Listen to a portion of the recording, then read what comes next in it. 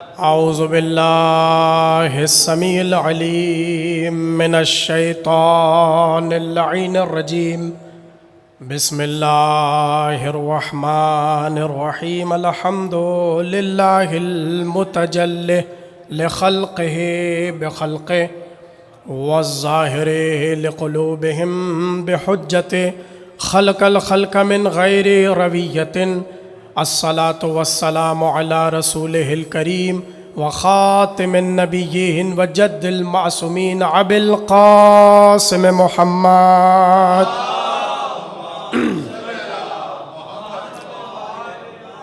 وآلہ الطیبین الطاہرین المعصومین الذین اذہب اللہ عنہم الرجس وطہرہم تطہیرا اللہم صل علی ولعنت اللہ علی اعدائہم اجمعین من الآن الى قیام یوم الدین اما بعد فقد قال اللہ تبارکہ فی محکم کتابہ المجید والفرقانہ الحمید بسم اللہ الرحمن الرحیم یا ایہا الذین آمنوا لا تقدموا بین یدی اللہ ورسولہ واتقوا اللہ ان اللہ سمیع علیم صلوات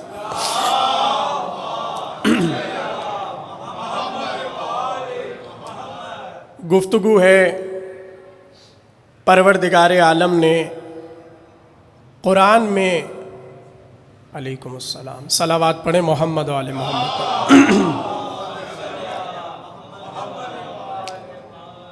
پر پروردگار عالم نے قرآن میں یہ جو سورے نازل کیے ہیں اور ان سوروں کے جو نام ہیں اس میں کوئی نہ کوئی حکمت پوشیدہ ہے، اور یہ حکمت، یہ راز اسی وقت انسان پر کھلتے ہیں جب وہ در محمد و آل محمد پر بیٹھ جاتا ہے۔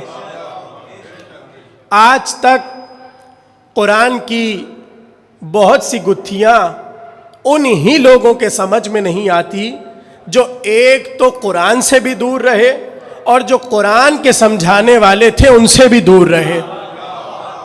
تو چونکہ دور رہے تو آج تک گتھیاں نہیں سلجھی ہوئی، اور بہت سے مطالب ہیں جو اب تک امت کے سمجھ میں نہیں آئے۔ پروردگار عالم نے اس سورے میں، یہ جو سورہ حجرات ہے، اس میں ان لوگوں کو جو رسول کے سامنے ادب کا لحاظ نہیں کرتے تھے، جو یہ سمجھتے تھے جیسے ہم ہیں ویسے رسول ہے، اور جس طرح خود گفتگو کرتے تھے یوں ہی پیغمبر سے بات کرتے تھے۔ آپ کو میں عجیب بات بتاؤں، آپ کی حیرت بڑھ جائے گی کہ اہل سنت نے بھی اور ہمارے علماء نے بھی ایک عجیب اس آیت کے نزول کے بارے میں لکھا کہ اتنے بے ادبی بڑی ہوئی تھی اور اتنی جہالت بڑی ہوئی تھی کہ آپس میں کوئی موضوع جب ان کے درمیان محو گفتگو ہوتا اور سب بیٹھ کر اپنی اپنی رائے دیتے، میں اس بارے میں یہ کہتا ہوں، میں اس بارے میں یہ کہتا ہوں، میں اس بارے میں یہ کہتا ہوں، اور اسی دوران بے ادبی سے کہتے محمد تم اس بارے میں کیا کہتے ہو۔ مطلب یہ دیکھیے کتنی بے ادبی ہے کہ اپنی رائے دے کر رسول سے پوچھ رہے ہیں تم اس بارے میں کیا کہتے ہو۔ پروردگار عالم نے کہا کہ جب محمد رائے دے دے اس کے بعد کسی کو حق نہیں ہے اپنی رائے کو محمد کی رائے پر بڑھانے کا۔ جب رائے اللہ کی آ گئی، جب رائے رسول کی آ گئی، تو تمہیں یہ حق نہیں ہے کہ تم یہ سوال کرو کہ آپ کی رائے کیا ہے۔ تو اب یہ جو آیت ہے جس سے آغاز ہے اس سورے کا، سورہ حجرات کا، لا تقدموا بین یدی اللہ ورسولہ، نہ اللہ سے آگے بڑھو نہ رسول سے آگے بڑھو۔ اور کل میں نے بتا دیا کہ آگے بڑھنے کا ایک معنی یہ ہے کہ جسے اللہ اور رسول مقرر کر دے اسے نہ ماننا سب سے بڑھ کے تقدیم ہے۔ یعنی سب سے پہلے اس آیت کی مخالفت غدیر میں ہوئی، اور بعد رسول علی کو نہ مان کے لوگوں نے بتایا کہ ہم تو اللہ سے بھی آگے بڑھ رہے ہیں اور رسول سے بھی آگے بڑھ رہے ہیں. توجہ, اسی آیت سے ملتا جلتا پیغام جو کہا گیا کہ لا تقدموا بین یدی اللہ ورسولہ, بالکل ملتا جلتا پیغام سورہ حشر کی 7ویں آیت میں ہے. بہت توجہ سے سنیے, ذرا میں تمہید بناؤں پھر گفتگو ہوگی. وہاں کیا ہے؟ ما اتاکم الرسول فخذوا وما نہاکم عنہ فانتہوا, جو تمہیں میرا حبیب دے دے اسے لے لو اور جس سے روکے اسے رک جاؤ. دو چیزیں, یعنی جو دے اسے لو, جس سے منع کرے اس سے رکو. بات پہنچ رہی ہے؟ اب یہی آیت رکھیے اس سورہ حجرات کی پہلی آیت پر, لا تقدموا بین یدی اللہ ورسولہ. اس کا مطلب یہ ہے کہ تمہیں آگے نہیں بڑھنا, جو پیغمبر دے لے لو اور جس سے روکے رک جاؤ. اب میں آپ کو عجیب بات بتاؤں کہ آپ ان دونوں آیتوں کو پڑھیے. یہ سورہ حجرات کی پہلی آیت اور وہاں سورہ حشر کی 7ویں آیت, جہاں پروردگار عالم نے حکم دیا مسلمانوں کو, حکم دینے کے فوراً بعد کہا اتقوا اللہ, اللہ سے ڈرو, اللہ کا تقوی اختیار کرو. یعنی پروردگار عالم نے اتقوا اللہ کہہ کر بتا دیا محمد سے آگے وہی نہیں بڑھے گا جو اللہ کا تقوی رکھتا ہوگا. یعنی جہاں تقوی کی کمی ہوگی وہ اپنی سوچ کو, اپنی فکر کو, اپنی خواہش کو اللہ کی خواہش پر اور پیغمبر کی خواہش کے اوپر رکھے گا. اب میں آپ سے سوال کروں, یہ جو سورہ حجرات کی پہلی ہی آیت میں اللہ نے 2 حکم دیے, ایک نہ کرنے کا اور ایک کرنے کا. توجہ دیکھیے, پہلے اللہ نے کہا لا تقدمو, یعنی نہ کرو, نہ بڑھو, اور پھر فوراً سے کہا واتقو, کرو, تقوی اختیار کرو. تو سوال یہ ہے کہ تقوی کسے کہتے ہیں؟ دیکھیے, آج جو حضرات ممبر پر بیٹھے ہوئے ہیں انہیں اصل میں تقوی کا مطلب معلوم ہی نہیں, اور چونکہ تقوی کا مطلب نہیں معلوم اس لیے ممبر پر بیٹھ کر کہتے ہیں اگر علی کے پاس بھی تقوی نہ ہو. باتیں سنی ہوئی ہے نا آپ کی, آج کل یہ باتیں ہوتی ہیں, بحث ہوتی ہے. اس کا مطلب یہ ہے, یہ عنوان وہی اٹھائے گا جسے تقوی کا مطلب نہ پتا ہو. تو ہم پوچھتے ہیں انہی سے جنہوں نے قرآن کی گتھیوں کو سلجھایا, یہ کیسے ہو سکتا ہے کہ جو امام المتقین ہو, جو تقوی والوں کا امام ہو, وہ اپنے متقین کو اور اپنے شیعوں کو اور اپنے چاہنے والوں کو تقوی کا مطلب نہ بتائے. اب بات شروع ہو رہی ہے, تفسیر کا آغاز ہو رہا ہے. توجہ سے سنیے گا. معصوم سے آ کر کسی نے پوچھا مولا ذرا یہ تو بتائیے تقوی کسے کہتے ہیں؟ مولا ذرا تقوی کی تعریف تو کیجئے. توجہ, مسکرا کر امام نے کہا تم تقوی سننا چاہتے ہو, سنو تقوی کسے کہتے ہیں. امام نے کہا اللہ یفقدک اللہ, توجہ, اللہ یفقدک اللہ حیث امرک ولا یرا حیث نہاک. توجہ, امام نے کہا تقوی یہ ہے کہ جہاں اللہ نے تمہیں نہ رہنے کا حکم دیا ہو وہاں تمہیں دیکھے نہیں, اور جہاں اللہ نے تمہیں کہا ہو کہ یہ کام کرو وہاں سے اللہ تمہیں غائب نہ پائے. پتہ نہیں آپ پہنچے یا نہیں پہنچے, پھر سے میں ترجمہ کر دیتا ہوں. امام نے کہا جہاں اللہ تمہیں کہے کہ یہاں پر رہو وہاں سے تم غائب نہیں ہونا چاہیے, اور جہاں اللہ کہے کہ یہ کام تمہیں نہیں کرنا, یہاں تم نہیں ہونا چاہیے, وہاں تم نہ ہو. سمجھ رہے بات؟ اب میں اس سے سوال کروں جس نے یہ جملہ کہا کہ علی کے پاس اگر تقوی نہ ہوتا, اس سے جا کر یہ پوچھئے کہ تو نے علی کو کہاں دیکھا جہاں اللہ نہیں چاہتا. دیکھیں, معصوم کے کلام سے ہم جواب دے رہے ہیں. کہاں علی کو آپ نے پایا جہاں اللہ نے منع کیا ہو, اور کہاں علی کو نہ پایا جہاں اللہ نے چاہا ہو. اب یہاں سے ایک چیز تو طے ہو گئی, علی وہیں پر ہوتے ہیں جہاں وہ چاہتا ہے. اب چاہے یہاں پر ہو چاہے وہاں پر ہو. رہیں گے علی وہیں جہاں پر اللہ چاہتا ہے. اس لیے کیونکہ امام المتقین ہے. تو اب علی کہاں کہاں ہیں, کیسے کیسے ہیں, یہ میں آپ کو کیا بتاؤں. وہ تو راز کھلا کہ جب مسجد نبوی میں صبح یہ بحث ہوئی, واہ علی رات تو بڑی اچھی اچھی باتیں ہوئیں, کیا غضب کی باتیں تھی. آ کر کسی نے کہا یہ تم کیا کہہ رہے ہو, رات تو علی ہمارے ساتھ تھے. توجہ توجہ. دوسرا اٹھا, اس نے کہا رات تو میرے ساتھ تھے.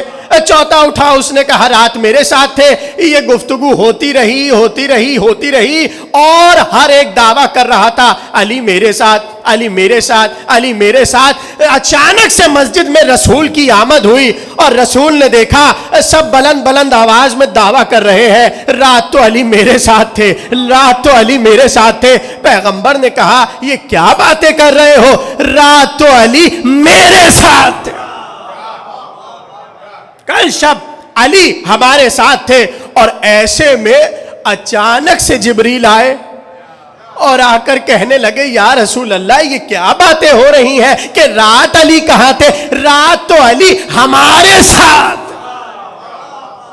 یہاں سے ایک راز تو کھلا, علی وہیں پر ہوتے ہیں جہاں اللہ چاہتا ہے. ٹھیک ہے نا. یہ ہے تقوی کی سب سے اچھی تفسیر جو کلام معصوم سے ہے. چلیے میں اس بات کو الگ طریقے سے بیان کر دیتا ہوں. کیا ہوا, میدان خالی ہونے لگا اور رسول تنہا میدان میں کھڑے ہوئے ہیں.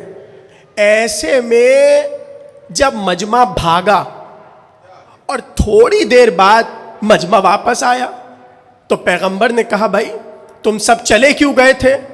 تو کسی نے کہا ہمیں ایک صدا آئی تھی کہ محمد مارے گئے. توجہ, محمد مارے گئے.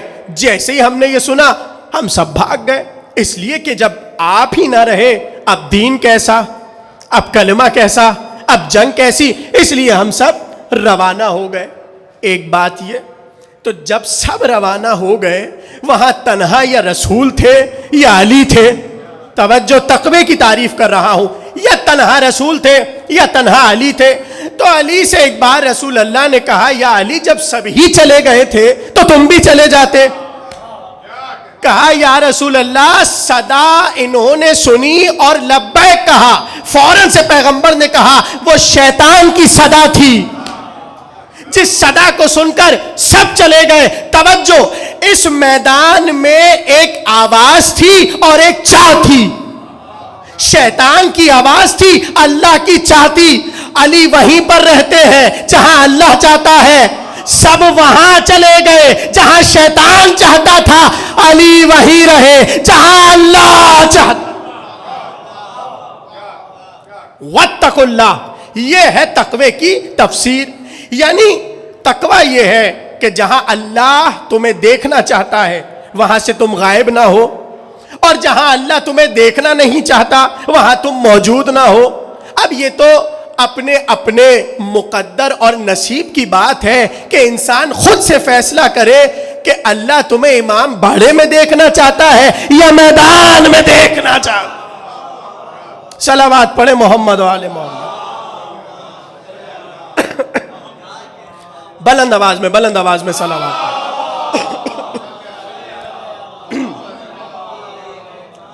تو اب اللہ کی چاہ کے مطابق انسان کا جمع رہنا تقوی کی تعریف ہے. تو علی ہمیشہ وہاں رہے جہاں وہ چاہتا تھا. ٹھیک ہے نا. اور یہی ہوا کہ جب بعد رسول ایک اور آواز آئی اور پھر سب وہاں لپکے, علی نہیں لپکے. تو کسی نے پوچھا تو ہوگا نا یا علی سب وہاں پر چلے گئے, آپ یہاں تنہا رسول کے حجرے میں بیٹھے ہیں. تو علی یہی تو بڑھ کر جواب دیں گے وہ وہاں جا رہے ہیں, ہم وہیں پر رہیں گے جہاں اللہ چاہتا ہے. یعنی چاہے پروردگار میں علی رچ بس گئے. تو اب یہ جو کہے کہ تقوی اور تقوی کے بارے میں جو بھی کہے اتنا یاد رکھیے گا, یہ جو اتقوا اللہ پروردگار کہہ رہا ہے اس سے مراد معصوم نہیں ہے. معصوم کو اللہ یہ جملہ نہیں کہے گا کہ اللہ کا تقوی اختیار کرو اور اللہ سے ڈرو، اس لیے کیونکہ معصوم تو تقوی کو سیکھنے والا ہے، اس لیے کہ تقوی کا موجد خود معصوم ہوتا ہے. معصوم تقوی نہ سکھائے تو زمانے کو پتہ کیسے چلے کہ تقوی کیا ہے؟ یا ایھا الذین آمنوا لا تقدموا بین یدی اللہ ورسولہ واتقوا اللہ ان اللہ سمیع علیم.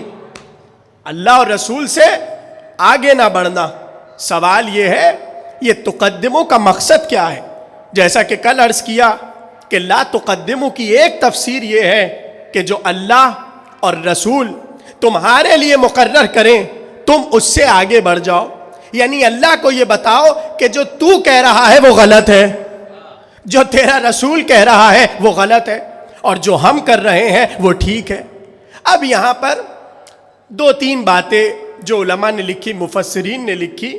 انہوں نے کہا ایک تو تقدیم یہ ہے کہ خلاف ورزی کی جائے حکم خدا اور حکم رسول کی، اور ایک تقدیم یہ ہے جو کہ شان نزول کے حوالے سے ملتا ہے کہ جب پیغمبر ان جاہل عربوں کے درمیان چلتے تھے تو یہ آگے آگے بڑھ جاتے تھے، پیغمبر پیچھے رہ جاتے تھے. یعنی ان کے قدم رسول کے قدم سے بڑھ کر آگے اور یہ پیچھے. تو پروردگار عالم نے اس کا منع کیا کہ جب رسول چل رہے ہو خبردار تم رسول سے آگے نہ چلنا. توجہ ہے آپ کی؟ چلیے آپ کو بیدار کرنے کے لیے ایک واقعہ سنا دوں. یعنی پروردگار عالم چاہتا سب کے لیے یہ ہے کہ تم ویسے محبوب بنو ہمارے محمد کے جیسا ہم چاہتے ہیں. وہ تو پتہ چلا اس وقت کہ جب کسی نے دیکھا علی جا رہے ہیں مسجد میں اور پیچھے پیچھے سلمان ہے. علی پہنچے، پیچھے پیچھے سلمان. تھوڑی دیر بعد کسی نے کہا کہ ابھی مسجد میں ہم نے دو لوگوں کو جاتا ہوا دیکھا، ایک علی کو ایک سلمان کو. اب جس سے کہا تھا اس نے قدموں کے نشان دیکھے. اس نے کہا قدم تو ایک ہی کے ہیں، دو کیسے مسجد میں گئے؟ توجہ، قدم کے نشان تو ایک ہی کے ہیں، دو کیسے گئے؟ کہا ارے خدا کی قسم ہم نے علی کے پیچھے سلمان کو جاتا ہوا دیکھا ہے، لیکن قدموں کے جو نشان ہیں وہ بس ایک شخص کے ہیں. اب چونکہ یقین نہیں ہوا ایسی بات تھی، وہ گئے اندر اور دیکھا مسجد میں علی اور سلمان بیٹھے ہوئے تھے. تو اب وہ دل میں سوچنے لگے یا تو علی کے قدموں کے نشان زمین نہیں پکڑتی یا تو سلمان کے قدموں کے نشان زمین پر نہیں پڑتے. یہ سوچ کے وہ آگے بڑھا. علی سے تو پوچھنے کی ہمت نہیں تھی، تو وہ بڑا سلمان کے پاس اور کہنے لگا بھائی باہر تو بس ایک ہی شخص کے نشان ہے اور یہاں پر دو بیٹھے ہوئے ہیں، ایک جناب امیر اور ایک تم، تو ذرا یہ معاملہ تو حل کرو، دوسرے کے نشان کیوں نہیں ہے؟ سلمان نے پلٹ کر کہا کیا تمہیں معلوم نہیں ہے اللہ کے رسول نے کہا جہاں پر علی قدم رکھے وہیں پر قدم رکھنا، اس کے علاوہ قدم نہ رکھنا. یعنی کچھ قدم رکھنے میں ایسی احتیاط کرتے ہیں، کیا آپ پتہ نہیں کیسے جملہ سنیں گے. بہت سے علی کے چاہنے والے ایسے تھے اس زمین پر قدم رکھتے ہی نہیں تھے جہاں علی نے قدم نہیں رکھا. جہاں پر علی، دیکھیے یہ ہے تفسیر لا تقدموں کی. یعنی نہ سلمان آگے بڑھ رہے ہیں نہ بالکل پیچھے رہ رہے ہیں، بلکہ قدم وہیں پر رکھا جائے گا جہاں مولا کا ہوگا. یہ ہے تفسیر لا تقدموں کی. تو علماء نے کیا کہا؟ ایک تقدیم تو یہ ہے کہ رسول سے قدموں میں آگے بڑھ جانا، ٹھیک. اور دوسری تفسیر یہ ہے کہ جو حکم اللہ اور رسول دے اس سے آگے بڑھ جانا. اب یہاں پر مفسرین نے بحث کی اور کہنے لگے یہ جو رسول اور اللہ سے آگے بڑھ جانا ہے اس کو آسان لفظوں میں ایک جملے میں سمیٹ دیتے ہیں بدعت. توجہ کریں تھوڑی سی، آپ تھوڑا سا جاگ جائیں. یعنی لا تقدموں کا مطلب یہ ہے اگر کوئی رسول سے آگے بڑھا، اگر کوئی اللہ سے آگے بڑھا گویا اس نے بدعت کی. اچھا دیکھیے بہت سے لوگوں کو ابھی تک بدعت کا مطلب پتہ ہی نہیں ہے, اس لیے جس چیز کو دیکھتے ہیں وہ بدعت کہہ دیتے ہیں. یہاں ذرا سا آنسو ٹپکا بدعت. ہاں یعنی بدعت کی تعریف لوگوں کو معلوم نہیں ہے.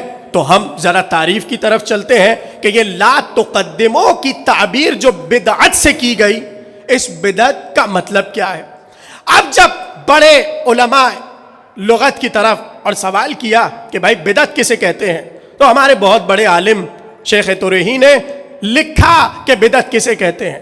انہوں نے لکھا الحدث فی الدین, دین میں ایجاد کو بدعت کہتے ہیں. اور پھر انہوں نے اس ایجاد کا طریقہ بتایا. کہنے لگے وما لیس لہ اصل فی کتاب ولا سنہ, جو کتاب میں نہ ہو اور جو سنت میں نہ ہو اس کا ایجاد بدعت کہلاتا ہے. تو بھائی ہماری فہرست دیکھنے سے پہلے ذرا اپنی فہرست دیکھی جائے اور سوال کیا جائے کہ بدعت کسے کہتے ہیں. تو کیا کہا, دین میں ایجاد جس کی اصل نہ خدا کی طرف سے ہو نہ پیغمبر کی طرف سے ہو, وہ کیا ہے, بدعت. تو آپ علم اٹھاتے ہیں, آپ سے سوال کیوں اٹھا رہے ہیں, بدعت ہے. آپ نے تابوت اٹھایا, آپ سے سوال کیوں اٹھا رہے ہیں, بدعت ہے. آپ روئے, آپ سے سوال کیا کیوں رو رہے ہیں, بدعت ہے. اور پھر وہی سوال جو اتنا سنا ہوا سوال ہے, قرآن سے دکھائیے, قرآن سے دکھائیے. تو اس کا سیدھا سیدھا جواب جو ہمارے بعض خطبات دے گئے, وہ کہا کرتے تھے کہ اگر تمہیں یہ دیکھنا ہے کہ علم کہاں ہے قرآن میں, تابوت کہاں ہے قرآن میں, ماتم کہاں ہے قرآن میں, گریہ کہاں ہے قرآن میں, اور تم ان سب کو بدعت کا نام دے رہے ہو, تو جو آیت تراوی والی ہے اس کے بعد والی آیت میں علم بھی ہے, تابوت بھی ہے, ماتم بھی ہے, عزاداری بھی ہے.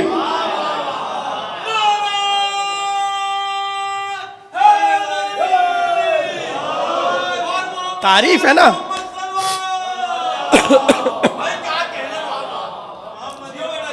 مل کے بلند آواز میں صلوات پڑھیں.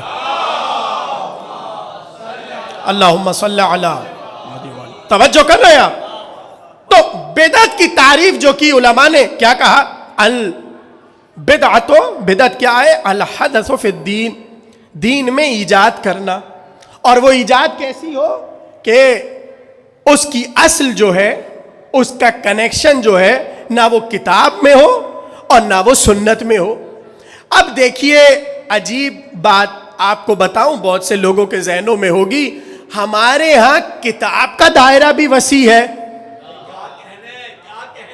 قبلہ مولانا دانیال رضوی صاحب تشریف فرما ہے, ان کی موجودگی میں یہ میں ذرا سی بحث چھیڑ رہا ہوں. ہمارے ہاں کتاب کا دائرہ بھی وسیع ہے اور سنت کا دائرہ بھی وسیع ہے. اس لیے کہ جب ہم لفظ کتاب کہتے ہیں تو ہمارے ہاں کتاب کے ساتھ اہل بیت جڑے ہوئے ہوتے ہیں. توجہ, ہم جب لفظ کتاب کہتے ہیں تو ہمارے ذہن میں علی بھی ہوتے ہیں, امام حسن بھی ہوتے ہیں, امام حسین بھی ہوتے ہیں. 12 امام ہمارے کتاب سے ایسے جڑے ہوئے ہیں. بلکہ نہیں, جملہ میں غلط کہہ رہا ہوں, کتاب اماموں سے جڑی ہوئی ہے. تو ہمارا ہو گیا دائرہ وسیع. جب ہم کہتے ہیں لفظ کتاب تو ہمارے ذہن میں سارے امام موجود ہوتے ہیں. کل میں نے حدیث پڑھی تھی نا, جو لوگ تشریف فرما تھے, کہ ایک ترک جو اس حدیث کا ہے, حدیث ثقلین کا, اس کے مطابق یہ ہے کہ انی تارکن فیکم الثقلین کتاب اللہ و علی ابن ابی طالب.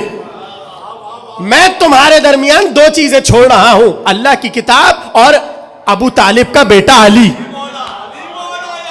اور پھر رسول اللہ نے تقابلی منزل میں بتایا وَهُوَ أَفْضَلُ مِنْ کتاب اللہ, علی اللہ کی کتاب سے افضل ہے. کیوں؟ لِأَنَّهُ مُتَرْجِمٌ, علی کتاب کا ترجمان ہے. تو ہم جب لفظ کتاب کہتے ہیں تو ہمارے ذہن میں معصومین جڑے ہوئے ہوتے ہیں, ٹھیک ہے نا. اچھا اسی طرح جب ہم لفظ سنت کہتے ہیں, یہ ہمارے فقہ کی بحث ہے, جب ہم لفظ سنت کہتے ہیں تو وہاں سنت سے مراد فقط رسول کی سنت نہیں ہوتی, رسول کے بعد جو 12 رسول کے جانشین ہیں. دیکھیے یہ باتیں بہت ضروری ہیں کرنا, یہ بہت ضروری باتیں ہیں, اس لیے کہ اب ممبروں سے یہ باتیں ختم ہو گئیں.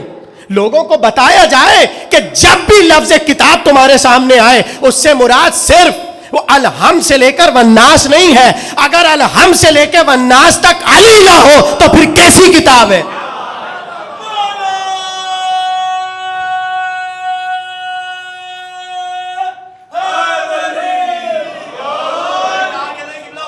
کسی آیت سے آپ جدا نہیں کر سکتے معصومین کو, اور اگر جدا کر دیا تو پھر سمجھ کے دکھا دو.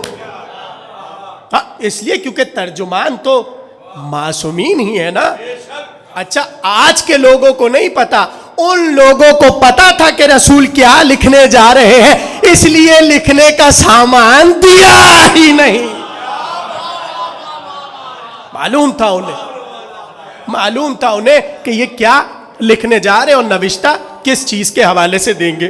تو ہمارے یہاں جب بھی لفظ کتاب آئے تو کتاب جدا نہیں ہے اہل بیت سے, اور رسول نے یہ بھی بتا دیا کب تک جدا نہیں ہے.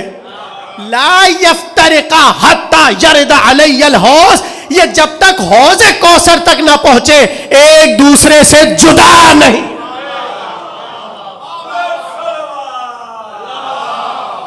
اللہم صلی علی. رسول کہہ رہے ہیں دونوں میں جدائی نہیں ہے. آپ کا یہ سوال قرآن میں دکھاؤ جدائی ڈال رہا ہے. اچھا دیکھیے علامہ سید ضمیر اختر نقوی صاحب کا جملہ مجھے یاد آ گیا ابھی, اگر آپ کی اجازت ہو تو بیان کر دوں. علامہ صاحب جب یہ والی بات کہتے تھے کہ میں تمہارے درمیان 2 چیزیں چھوڑ رہا ہوں, اللہ کی کتاب اور اہل بیت, اور وہ یہ بات کرتے تھے کہ ان میں جدائی نہیں ہے, اس لیے کیونکہ رسول اللہ نے کہا لا یفترقا, ان میں تفریق نہیں ہوگی. حتی یرد علی الحوض, یہاں تک کہ حوض کوثر میں یہ میرے پاس نہ پہنچے. اب علامہ صاحب یہاں جملہ کہتے تھے کہ رسول نے یہ کہا کہ دونوں میں جدائی نہیں ہے, تو اب تمہیں اگر کوئی بھی چیز دیکھنی ہے تو قرآن میں بھی دیکھو, اہل بیت میں بھی دیکھو. توجہ. اور اگر کوئی چیز تمہیں قرآن میں نظر نہ آئے تو اسے بدعت نہ کہنا, ایسا نہ ہو اہل بیت میں ہو.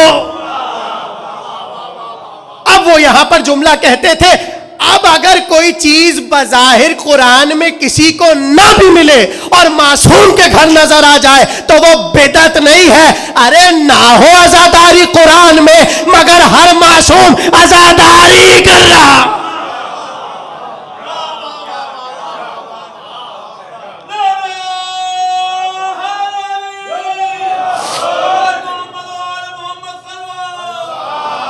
اللہم صلی علی محمد. اگر آپ کو یہ قرآن میں نہیں نظر آ رہی کیونکہ آپ دیکھ نہیں رہے, ہاں تو آپ اہل بیت میں آ کر دیکھیں. اگر اہل بیت کے ہاں گریہ ہے, اہل بیت کے ہاں عزاداری ہے, اس کا مطلب یہ ہے کہ یہ چیز ٹھیک ہے, آپ اسے بدعت نہیں کہہ سکتے. اور بدعت کیا کہا میں نے, جو کتاب میں نہ ہو اور جو حدیث یا سنت میں نہ ہو. تو میں نے عرض کیا کیا, کتاب کا دائرہ ہمارے یہاں وسیع ہے. تو یہ جو لا تقدموں میں اگر کوئی کہے کہ ہمارے یہاں بہت ساری بدعتیں ہیں, ان کو جواب یہ ہے کہ قرآن کا دائرہ وسیع ہے. ہم جب لفظ قرآن کہیں گے اس میں معصوم جدا نہیں ہوگا. اب آ جائیے دوسری طرف, سنت. باہر تعریف یہ ہے سنت کی, رسول کا قول, رسول کا فعل اور رسول کی تقریر. تقریر کسے کہتے ہیں کہ جو کام رسول کے سامنے ہوا ہو اور رسول اللہ نے اس کی مخالفت نہ کی ہو, یہ مخالفت نہ کرنا بتا رہا ہے رسول کی تائید ہے. بھائی توجہ کریں, یعنی کوئی کام رسول کے سامنے ہوا اور رسول نے اسے منع نہیں کیا، یہ منع نہ کرنا بتا رہا ہے رسول اس سے راضی ہیں۔ اب دیکھیے دائرہ ہے وہاں پر تنگ، اس لیے ہر چیز نظر آتی ہے بدعت۔ آپ نے کہا کہ رسول کی سنت یعنی رسول کا قول، رسول کا فعل اور رسول کی تقریر۔ ہمارے یہاں دائرہ ہے وسیع، ہمارے ہاں جیسے رسول کا قول، جیسے رسول کا فعل، جیسے رسول کی تقریر، ایسے 12 کا قول، 12 کا فعل، 12 کی تقریر۔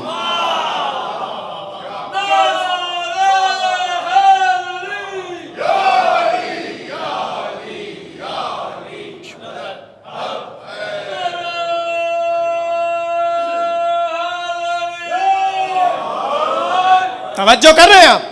تو ہمارے یہاں دائرہ تنگ نہیں ہے، جملہ آ گیا ادبی، لطف لیجئے گا، چونکہ ہمارے یہاں دائرہ تنگ نہیں ہے اس لیے فکر تنگ نہیں ہے۔ دائرہ وسیع ہے تو فکر بھی روشن ہے، ٹھیک ہے نا؟ تو ہمارے یہاں جب لفظ کتاب کہا جائے تو اہل بیت کتاب سے جدا نہیں، اور جب لفظ سنت کہا جائے تو 12 جدا نہیں رسول سے۔ تو اب جیسے پہلے کا قول، جیسے پہلے کی سنت یعنی فعل اور تقریر، ایسے ہی 12 کا قول، فعل اور تقریر سب ہمارے لیے حجت ہے۔ یہاں تک بات پہنچ گئی۔ اب آئیے اس لفظ بدعت پر ذرا ایک دو جملے اور سنیے، کیونکہ لا تقدموں کے ذیل میں علماء نے اسے بیان کیا۔ کہنے لگے کہ اب جب اعتراض ہوا کہ آپ نے تو کہا کہ جو رسول کے ہاں نہیں، جو اللہ کے ہاں نہیں اور بعد رسول آئے تو وہ بدعت ہے، تو اب کہاں تک چھپاتے بدعتوں کو؟ کہاں تک فہرست سے نکالتے رہتے، یہ نہیں، یہ نہیں، یہ نہیں؟ اس لیے کہ نہج البلاغہ میں مولا علی کا ایک خطبہ ہے جس میں علی نے امت کی 50 بدعتیں گنوائی ہیں۔ جملہ ضائع کر دیا آپ نے۔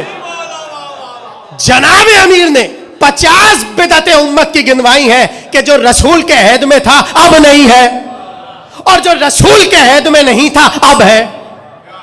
علی نے گنوائی، اور میں آپ کو کیا کیا بدعتیں گنواؤں؟ میں جلدی جلدی 2-3 بدعتیں آپ کو بتا دیتا ہوں اور بس اسی تک رہتا ہوں۔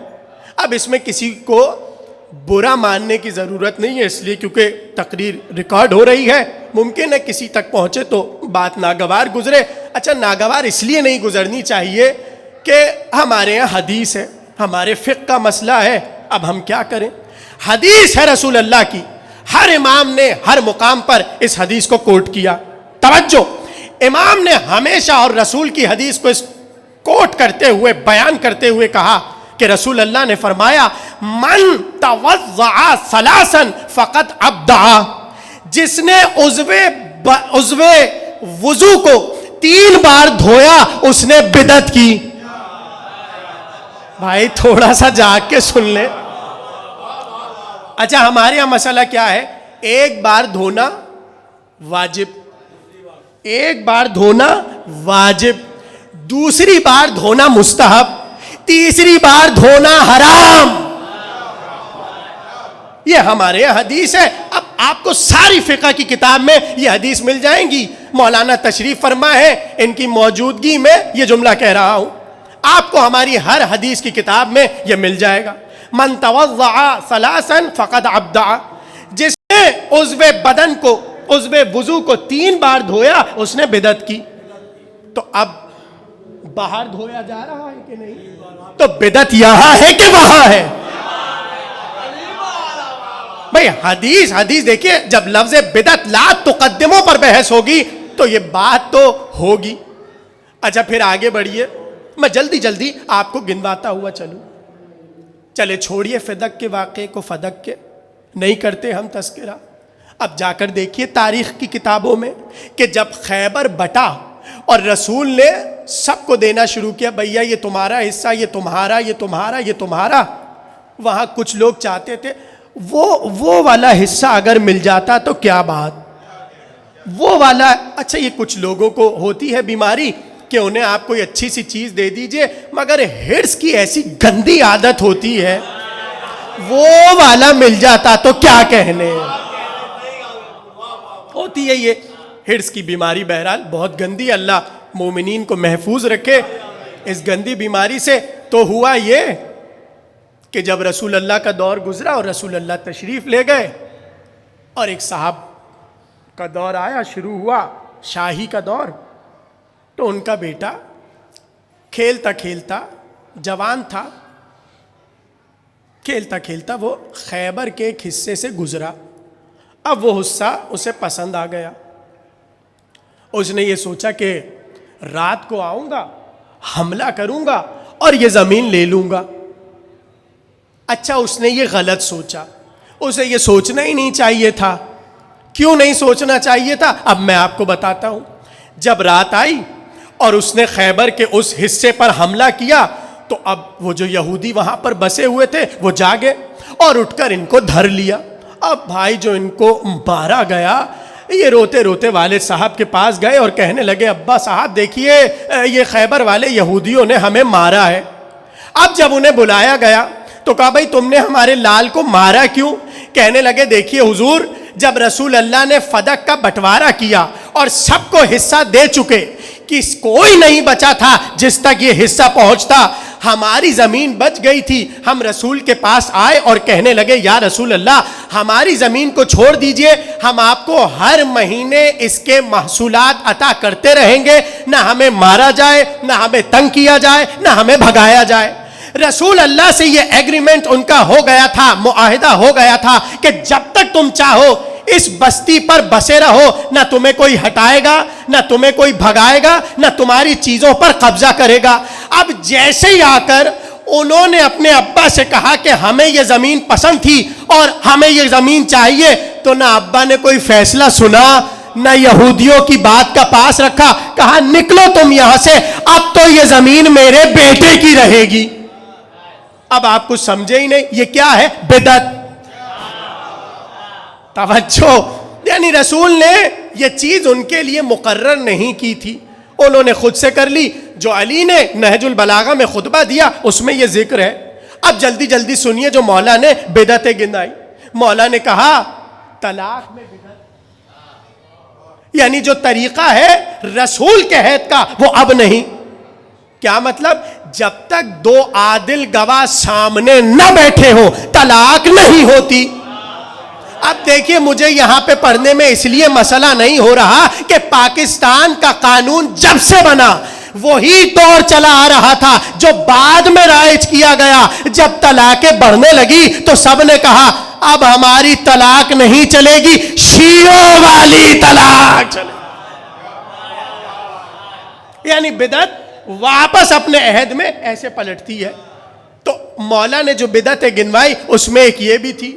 اور اب میں آپ کو ایک ایسی بدعت بتاؤں کہ اس سے بس آپ یہ اندازہ کر لیجئے کہ کوئی چیز رکن اسلام میں بعد رسول نہیں چھوڑی گئی جس پر انہوں نے تقدم نہ کیا ہو، یعنی آگے نہ بڑھے ہو۔ یعنی سراسر اس آیت کی مخالفت بعد رسول شروع ہو گئی۔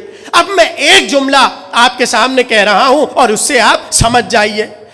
ایک بدعت انہوں نے یہ کی کہ وہ دروازے جو رسول نے مسجد نبوی میں بند کروائے تھے بعد رسول انہیں کھول دیا گیا، اور جو کھولا گیا تھا انہیں بند کر دیا گیا۔ یہ بدعتیں ہیں۔ دیکھیے، یہ مولا علی اپنے خطبے میں بدعتیں بیان کر رہے ہیں، یعنی علی تفسیر بیان کر رہے ہیں کہ لا تقدمو کہتے کسے ہیں۔ اور سب سے پہلی بدعت جو اسلام میں بعد رسول ہوئی وہ کہیں اور نہیں ہوئی، سقیفہ میں ہوئی۔ سب سے پہلی بدعت کا آغاز وہاں پر ہوا، یعنی اس آیت کو پس پش ڈال دیا گیا۔ اللہ نے کہا لا تقدمو بین یدی اللہ و رسولہ، اور تم بڑھ گئے۔ تو باتیں پہنچ رہی ہیں آپ تک۔ اب تو تقریر آخری مرحلے میں ہے، تو پتہ یہ چلا کہ جہاں اللہ نے منع کیا کہ لا تقدمو، آگے نہ بڑھنا، امت بڑھتی چلی گئی۔ اب آج کی حد تک چونکہ رونے سے بات شروع ہوئی تھی تو گریے پہ کر کے ہم تقریر کو تمام کرتے ہیں۔ جیسے ہی گریا شروع ہوا تو فوراً سے کہا رونا نہیں، گریا نہ کرنا. کیوں؟ بدعت. اب اس بدعت کو منوانے کے لیے ایک حدیث گڑھی گئی، اور حدیث آپ سنیں اور آپ خود ہنسیں گے، ایسی حدیث ہے. اسی حدیث کا سہارا لے کر آج رونے کو بدعت کہتے ہیں. اور حدیث کیا ہے؟ جہاں کوئی روتا بعد رسول تو فوراً یہ حدیث سنائی جاتی، ان المیتا، توجہ، ان المیتا لیعذب ببکاء اہلہ. میت پر میت کے گھر والوں کے رونے سے عذاب آتا ہے. یعنی میت پہ مار ہوئی، عذاب میت کو ملا. نہیں دیکھا آپ لوگ سمجھے نہیں، سب نہیں سمجھے. میں آسانی سے آپ لوگ کو مزید سمجھاتا ہوں ایک خاکہ کھینچ کے. بیچارہ حیران، حیرانی تو بڑے گی ظاہر ہے. ایک بیچارہ مومن ساری زندگی نماز، روزہ، حج، زکوٰۃ، پل پل وہ خدا کی عبادت میں محو رہا. نہ کوئی چوری کی، نہ کوئی غلط کام کیا، نہ کوئی کسی کی برائی، نہ غیبت، نہ تجسس، جو بھی برائی آپ ذہن میں لا سکتے ہیں اس نے نہیں کی. بڑے تقوی کے ساتھ پہنچا بارگاہ خدا میں. یہ میری نمازوں کا بھار، یہ میری عبادتوں کا بھار. اور جیسے ہی دیکھا گناہ کی طرف، ایک گناہ اس کے نامہ اعمال میں نہیں. اب وہ جیسے ہی پہنچا قبر میں، لیجیے آگے دو ہیولے اس پر عذاب نازل کرنے کے لیے. اس نے کہا بھائی تم مجھ پہ عذاب کیوں نازل کر رہے ہو؟ یہ میرا نامہ اعمال دیکھو، کتنی عبادتیں لے کر آیا ہوں. ارے تمہاری اماں رو رہی ہیں اس لیے عذاب نازل ہوگا. ہاں واقعاً یہ مقام تعجب ہے. ہاں اس پہ تعجب کیا جائے، اس پہ حیرت کی جائے. وہ بیچارہ اتنے اعمال لے کر بارگاہ خدا میں گیا اور اسے آ کر فرشتے ڈنڈے مار رہے ہیں صرف اس لیے کہ اماں رو رہی ہیں. اور اگر سوچئے بہن بھی ساتھ رونے لگے تو 4 ڈنڈے ہو گئے. یعنی جیسے جیسے یہاں رونے والے بڑھتے رہیں گے وہاں ڈنڈے بڑھتے رہیں گے. توجہ دیکھیے، چونکہ بدعت اور لا تقدموں کو غلط سمجھا گیا اور سمجھایا گیا تو اس کا نتیجہ یہ ہے کہ آج آپ دنیا کے سامنے اس حدیث کو لے کر جائیں تو وہ ہنسیں گے آپ پر اور کہیں گے یہ کیسی باتیں تم کر رہے ہو، بھلا ماں کے رونے پر بچے کو عذاب کیسے مل سکتا ہے. چلیے میں آپ کے سامنے ایک اور منزل رکھتا ہوں اور آپ سے سوال کروں، کیا ہو؟ لے کر چلے حضرت یوسف کو ان کے بھائی اور کنویں میں پھینک دیا.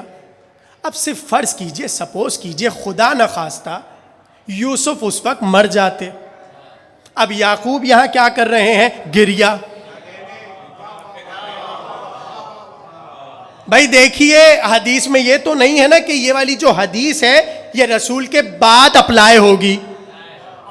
لفظ ان المیتہ کہہ کر واضح کر دیا کہ جہاں بھی میت ہوگی، جس عہد میں بھی ہوگی، حسر ہے، جہاں بھی میت ہوگی وہاں گریا ہوگا. تو اب گزر گئے یوسف دنیا سے اور یعقوب بیٹھ کر رونے لگے. اب میں آپ سے صرف اتنا سوال کروں، یوسف پر فرشتے کیا نازل کریں گے؟ رحمتیں کہ عذاب؟ اچھا دیکھیے یہ بات آپ لوگ اس لیے قبول نہیں کر پا رہے کیونکہ یوسف زندہ رہ گئے. اگر یوسف واقعی دنیا سے علیہ السلام گزر جاتے تو سب مل کے داد دیتے. اب میں آپ کے سامنے ایسی منزل لاتا ہوں جہاں واقعی نبی کا بیٹا جو نبی ہونے والا تھا گزر گیا. جیسے ہی آدم کو پتا چلا حابیل مارا گیا.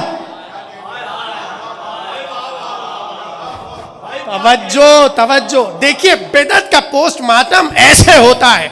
جیسے ہی آدم کو خبر ملی حابیل مارے گئے، آئے آدم کیا کیا؟ گریا. روئے جا رہے ہیں. اب آپ سوال کیجئے اللہ سے، پروردگار تو حابیل پر کیا نازل کرے گا؟ اس لیے کہ آدم تو گریہ کیے جا رہے ہیں اور یہ امت نے حدیث بنائی ہے کہ میت پر کوئی بھی روئے گھر والا تو اس پر عذاب بڑھ جاتا ہے. لیکن کیا آپ اس حدیث کو انبیاء کے سامنے رکھ سکتے ہیں اور سوال کر سکتے ہیں کہ ہم اپنی اس حدیث کو آپ کی اولاد پر بھی لاگو کریں گے؟ چلیے آپ اتنی محبت سے سن رہے ہیں تو میں جملہ کہہ دوں، اللہ نے آدم کو اور آدم کے بیٹے کو اس گریے پہ عذاب نہیں دیا، تحفہ دیا۔ آخری جملے تقریر کے، اللہ نے آدم کو اس گریے پر ثواب دیا، تحفہ دیا، ہدیہ دیا۔ کیا مطلب؟ جیسی خبر ملی حابیل کے گزر جانے کی، آدم نے گریہ شروع کیا۔ اب روئے جا رہے ہیں، روئے جا رہے ہیں، روئے جا رہے ہیں۔ اللہ کو آدم کا رونا اتنا بھایا، اللہ نے کہا آدم تم حابیل پر گریہ کر رہے تھے نا، اور حابیل تمہارے بات حجت تھا اس عہد کی، تو تمہارا گریہ ہمیں پسند آیا، اچھا لگا، تو ہم تمہیں تحفہ دیتے ہیں۔ پروردگار آدم کو کیا تحفہ دے گا؟ ہم آدم کو حابیل جیسا بیٹا دیں گے۔ آخری جملے تقریر کے، ہم آدم کو حابیل جیسا بیٹا اس لیے دے رہے ہیں، ہمیں آدم کا گریہ اچھا لگا۔ پتہ چلا گریہ کرنے پر عذاب نہیں ملتا، تحفہ ملتا ہے، ہدیہ ملتا ہے۔ میں آپ کی طرف سے اللہ سے سوال کروں، پروردگار یہ قوم 1400 سال سے گریہ کر رہی ہے، 1400 سال سے رو رہی ہے، اس قوم کو تو کیا دے گا؟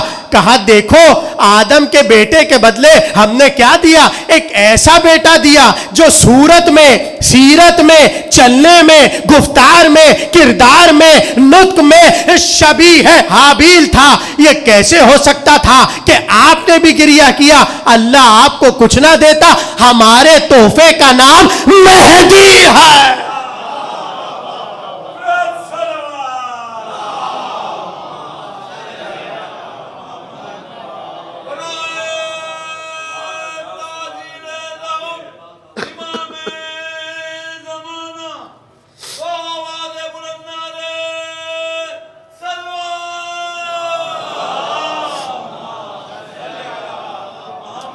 مل کے بلند آواز میں صلوات پڑھیں سب۔ اللہم صلی اللہ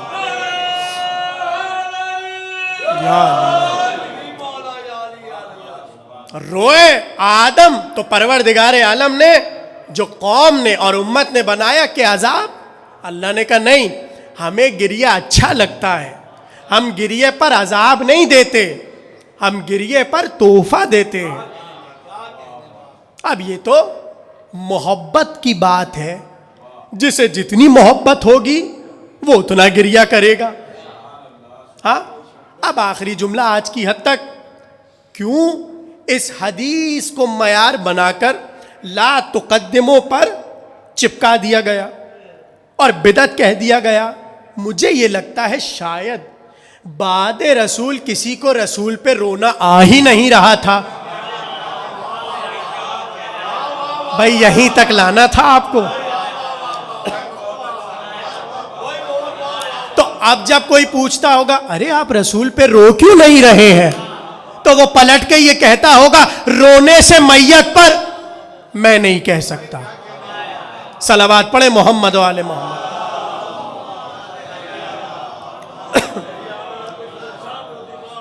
یعنی یہ ہے لا تقدمو بین یدی اللہ و رسولہ کی جیتی جاگتی مثال، کہ آپ نے گریے کو کہا بدعت اور لا تقدمو کے سانچے میں ہم ہی کو ڈھال دیا۔ جو سب سے زیادہ اس آیت کے عمل پیرا ہیں اور عمل کرنے والے ہیں، انہی کو لا کر اس پر جمع کر دیا۔ تو اب ختم ہو گئی تقریر۔ امت نے جو حدیث بنائی اس کی مخالفت میں ہمیں سینکڑوں روایات ملتی ہیں۔ رسول کا گریہ کروانا کتنی مثالوں میں موجود ہے۔ یعنی جب حضرت حمزہ شہید ہوئے اور رسول نے دیکھا کہ میدان میں ہر ایک کا چاہنے والا اس کی لاش سے لپٹ کر رو رہا ہے اور حمزہ کی لاش پر کوئی رونے والا نہیں، تو پیغمبر نے سوال کیا کیا میرے چچا کی لاش پر کوئی رونے والا نہیں ہے؟ یعنی عمل رسول سے پتہ چل رہا ہے لاش پر گریا ہو. تو اب آپ خود اس تقدیم کو سامنے رکھیے اور دیکھیے رونا بدعت ہے یا نہ رونا بدعت ہے.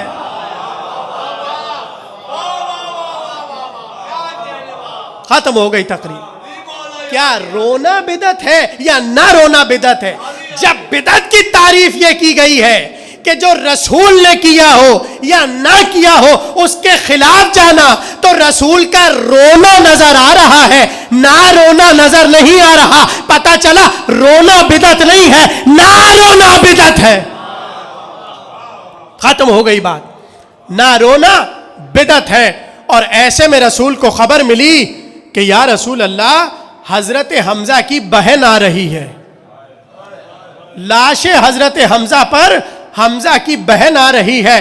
لاش اتنی زیادہ خراب کر دی تھی قوم نے کہ رسول اللہ نے فوراً سے کہا ابھی صفیہ کو روکو. کہا یا رسول اللہ صفیہ تو نکل گئی اور بھائی کی لاش پر رونے آ رہی ہیں. اور لاش کا یہ عالم تھا، کلیجہ باہر تھا اور مسلسل خون جاری تھا. ایسے میں رسول اللہ نے دیکھا کوئی چیز نہیں ہے جو میں حمزہ کی لاش پر ڈالوں اور بہن سے یہ منظر چھپا لوں. جیسے ہی بہن قریب آئی رسول نے عبا کو اتارا، لاش حمزہ پر ڈال دیا. کہیں بہن لاش کو ایسے نہ دیکھے. میں ہاتھوں کو جوڑ کر کہوں یا رسول اللہ بھائی کی لاش کو بہن سے چھپا لیا گیا. ارے ذرا کربلا میں دیکھیے حسین کے ٹکڑے، زینب کبریٰ.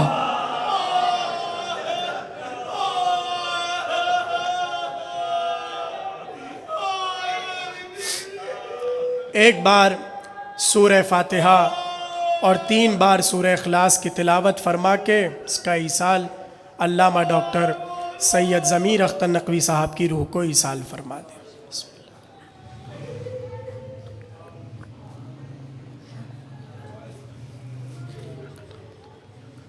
اهدنا الصراط المستقيم صراط الذين أنعمت عليهم غير المغضوب ولا الضالين.